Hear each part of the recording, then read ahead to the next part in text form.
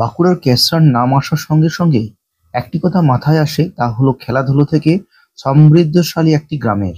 শহর লাগোয়া হওয়ার সুবাদে কেসরায় বহু প্রাচীন চলে আসা কালীপুজো এবং মেলার এক লোকপ্রিয়তা রয়েছে। সামাজিক কাজে হোক বা ফুটবল, লাঠি খেলা, সবেতেই নিপুণ গ্রামের যুবক যুবতীরা। ভারত সেবার সঙ্গে স্বামীজির হাত ধরে উদ্বোধন হলো মেলার। আজ এখন সেই শুভ সূচনা, আত্মরক্ষামূলক লাঠি খেলা, ছোড়া খেলা, কেসরার যে অবদান, ভারত সেবাশ্রম সংঘ বাঁকুড়া আজ যতদিন পর্যন্ত এখানে ভারত সেবাশ্রম সংঘের প্রতিষ্ঠা, ভারত সেবাশ্রম সংঘ বাঁকুড়া জেলাতে, বাঁকুড়া শহরে, ততদিন থেকে কেসরা রক্ষী দলের বিশেষ একটা সুনাম এবং এখানকার কর্মীবৃন্দের সুন্দর সহযোগিতাতেই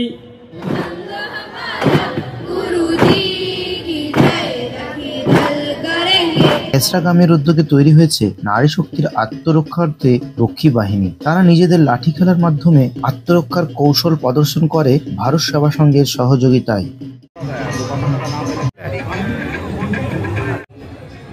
কেসরা উন্নয়ন সমিতির সভাপতি জানান, ৩৫তম বর্ষে পদার্পণ করলো এই পুজো। আমি ওয়েস্ট বেঙ্গলকে রিপ্রেজেন্ট করেছিলাম 10 কিমি ম্যারাথনে।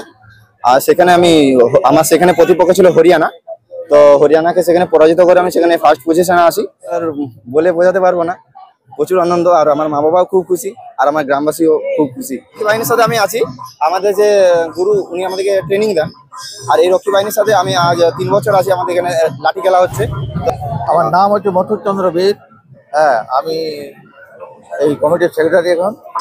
আজকে যেটা উদ্বোধন হলো, রক্ষী বাহিনীর লাঠি খেলার উদ্বোধন হলো।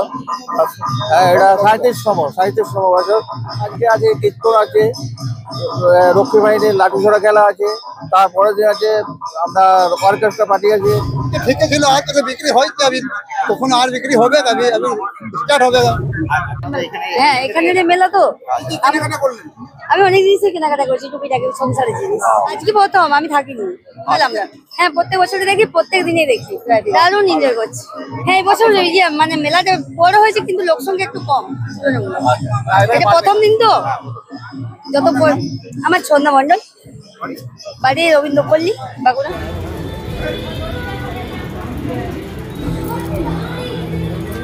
ব্যুরো রিপোর্ট, জেলার বার্তা।